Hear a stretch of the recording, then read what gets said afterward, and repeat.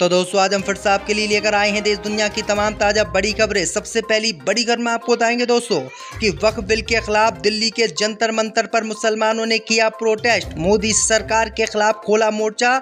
ओवैसी बोले हर कीमत पर वक्फ बिल मोदी सरकार को लेना होगा वापस। उत्तर प्रदेश में मुसलमानों को मनाने के लिए सौगातें मोटी बांटेगी बीजेपी। 32 लाख मुसलमानों को देगी पार्टी। जयपुर में भाजपा विधायक बाल मुकुंद आचार्य ने अजान को बताया भारी समस्या। बोले 5 टाइम की भारी समस्या है अजान, जल्द कराएंगे इसे बंद। भाजपा विधायक टी राजा सिंह ने केंद्र की मोदी सरकार को लिखा पत्र। औरंगजेब के मकबरे पर खर्च को तत्काल रोकने की मांग। पंडित धीरेन्द्र शास्त्री के विरोध में उतरे शंकराचार्य अभिमुक्तेश्वरानंद। बोले फूंक मारने या पर्ची लिखने से ठीक नहीं होती बीमारियां, जनता को जाना चाहिए अस्पताल। संबल के सीओ को पूर्व मंत्री ने दिया अल्टीमेट। बोले सत्ता बदलेगी तो करेंगे कार्रवाई।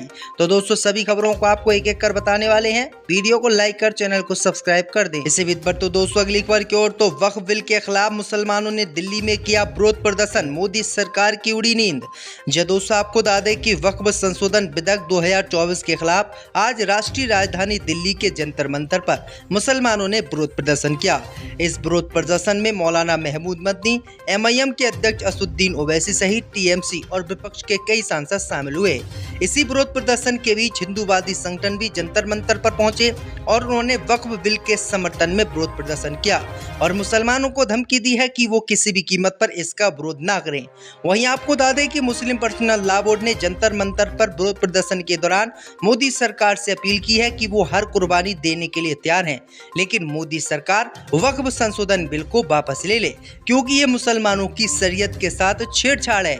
इसी विरोध प्रदर्शन में असदुद्दीन ओवैसी ने कहा कि मोदी सरकार वक्फ बिल लाकर मुसलमानों के मस्जिदों, कब्रिस्तानों, इबादत गाहों को अपने कब्जे में लेने की तैयारी कर रही है, जो कि बिल्कुल गलत है। अब देखना ये होगा कि मोदी सरकार वक्फ बिल को वापस लेगी या फिर नहीं। सिवित पर तो दोस्तों अगली खबर की ओर तो उत्तर प्रदेश में मुसलमानों को सौगातें मोदी बांटेगी, भाजपा देगी खास पार्टी किया ऐलान। दोस्तों आपको बता दें कि मुस्लिम वोटरों को भाजपा में जोड़ने के लिए बीजेपी ने रमजान के महीने में सौगातें मोदी कार्यक्रम चलाने का ऐलान किया है। सौगातें मोदी कार्यक्रम के जरिए ईद पर 32 लाख जरूरतमंद मुसलमानों तक मोदी सरकार पहुंचेगी और मोदी सरकार ने मुसलमानों तक पहुंचने की ये योजना बनाई है। अल्पसंख्यक मोर्चा के राष्ट्रीय अध्यक्ष जमाल सिद्दीकी ने ही बताया है कि रमजान के पवित्र महीने एवं आगामी त्योहार Eid, good Friday, Easter, Navroz एवं भारतीय संवत नववर्ष के उपलक्ष्य में मोर्चा द्वारा सौगातें मोदी अभियान के माध्यम से जरूरतमंद लोगों तक पहुंचने का अभियान चलाया जाएगा। इसके साथ ही जिला स्तर पर ईद मिलन समारोह के भी आयोजन किए जाएंगे। ईद मिलन समारोह का आयोजन पार्टी का अल्पसंख्यक मोर्चा सभी जिलों में आयोजित करेगा। मोदी भाईजान की सौगात के जरिए बीजेपी मुसलमानों के बीच अपनी पैठ और मजबूत करने का काम करेगी। वहीं आपको बता दें कि 32 लाख मुसलमानों को मोदी सरकार उपहार देगी। तो ये बड़ी अपडेट आ रही दोस्तों। इससे विद तो दोस्तों अगली खबर की ओर तो जयपुर में अजान के विरोध में उतरे भाजपा विधायक बाल मुकुंद आचार्य दिया विवादित बयान। नमाज को बताया 5 टाइम की समस्या। यह दोस्तों आपको बता दें कि रमजान के महीने में जयपुर की हवा महल सीट से बीजेपी विधायक स्वामी बाल मुकुंद आचार्य ने अजान को लेकर एक विवादित बयान दे दिया है। उन्होंने अजान को एक समस्या बताया है।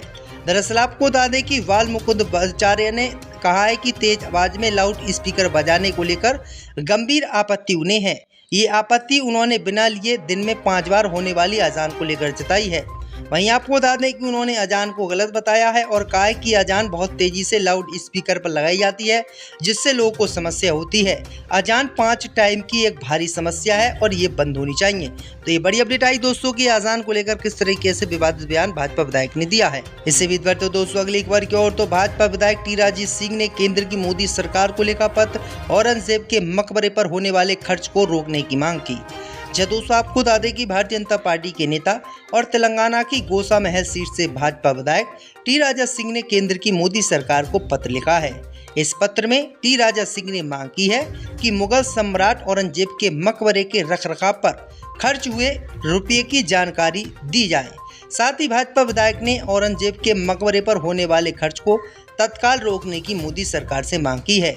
केंद्रीय मंत्री गजेंद्र सिंह शेखावत को लिखे पत्र में भाजपा विधायक टी राजा सिंह ने महाराष्ट्र के छत्रपति संभाजी नगर जिले में स्थित औरंगजेब के मकबरे के रखरखाव पर भारतीय पुरातत्व सर्वेक्षण द्वारा आवंटित और खर्च की गई धनराशि के बारे में विस्तृत जानकारी देने की मांग की है। वहीं आपको बता दें कि भाजपा विधायक ने ये पत्र 15 मार्च को लिखा है। दरअसल आपको बता दें कि टी राजा सिंह ने औरंगजेब की कब्र तोड़ने की भी मांग की है। इससे विद बढ़ते दोस्तों अगली खबर की ओर तो पंडित धीरेन्द्र शास्त्री के विरोध में उतरे शंकराचार्य अभिमुक्तेश्वरानंद बोले, फूंक मारने या पर्ची निकलने से ठीक नहीं होंगी बीमारियां, जाइए जनता अस्पताल। दोस्तों आपको बता दें कि सोनीपत में शंकराचार्य स्वामी अभिमुक्तेश्वरानंद सरस्वती ने पंडित धीरेन्द्र शास्त्री का विरोध किया है। उन्होंने कहा है कि फूंक मारने या पर्ची लिखने से बीमारियां ठीक नहीं होती हैं, लोगों को अस्पताल जाना चाहिए। ये बात वागेश्वर धाम के बाबा पंडित धीरेन्द्र शास्त्री को लेकर की है। दरअसल आपको बता दें कि वागेश्वर धाम के बाबा पंडित धीरेन्द्र शास्त्री की तरफ से कैंसर उपचार के लिए अस्पताल खोलने के सवाल पर ये बातें उन्होंने कही है। उन्होंने कहा है कि अगर बाबा के पर्चा लिखने से या बाबा के कुछ कह देने से बीमारियां ठीक नहीं हो जाती, जनता पागल है। अगर उसको ऐसा लगता है तो अस्पताल क्यों है देश में?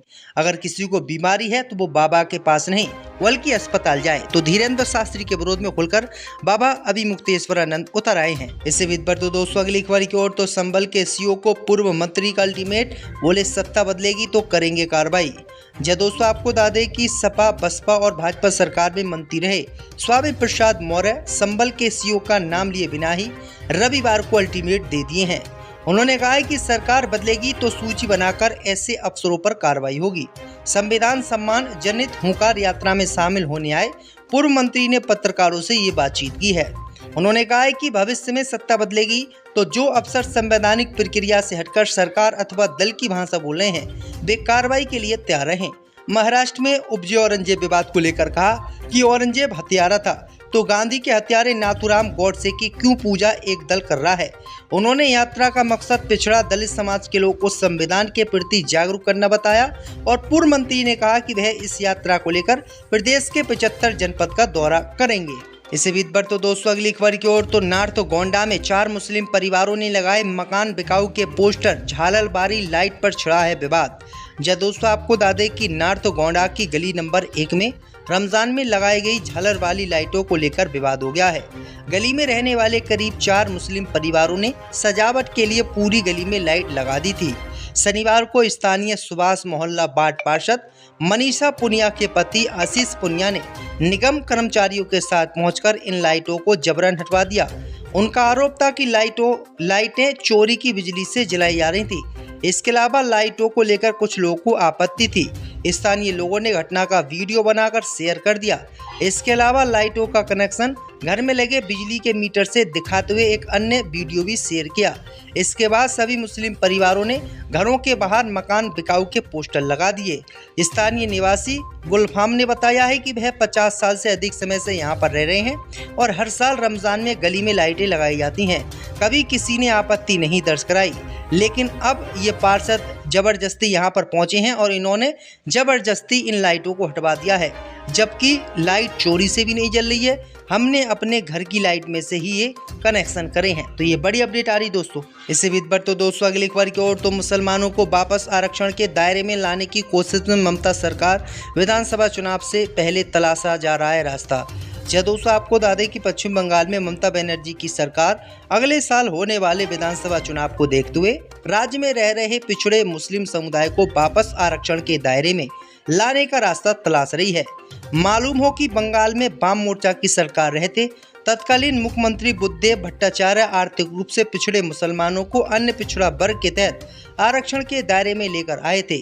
2011 में सत्ता परिवर्तन के बाद जब ममता बनर्जी के नेतृत्व में टीएमसी की सरकार बनी तो ये सूची लंबी होती चली गई। इसे लेकर मामला जब कलकत्ता हाई कोर्ट पहुंचा तो पिछले साल अदालत ने 2010 से पहले के सभी ओबीसी प्रमाण पत्रों को रद्द करने का आदेश दे दिया।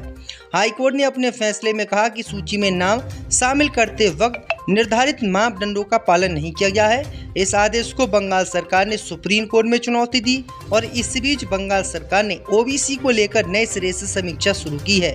अब खबर सामने ये आ रही है दोस्तों कि मुसलमानों को आरक्षण पश्चिम बंगाल की नई सरकार दे सकती है। तो दोस्तों आज हम फिर से आपके लिए लेकर आए हैं देश दुनिया की तमाम ताजा बड़ी खबरें। सबसे पहली बड़ी खबर में आपको बताएंगे दोस्तों कि संभल में जामा मस्जिद की रंगाई